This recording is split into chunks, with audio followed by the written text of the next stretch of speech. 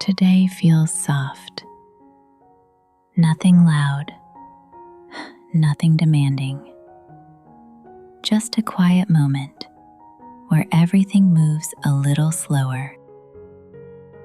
Today, I want to share another gentle English word with you. The word is gentle. Gentle means soft and kind. It means not strong, not rough, not forcing anything. A gentle voice doesn't shout. A gentle touch is careful and warm. And a gentle person makes others feel safe. A gentle voice doesn't shout.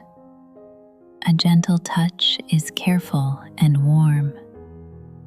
And a gentle person makes others feel safe. Sometimes, being gentle is a choice to slow down, to listen, and to respond with care. In a busy world, gentleness can feel quiet, but it has a strength that stays.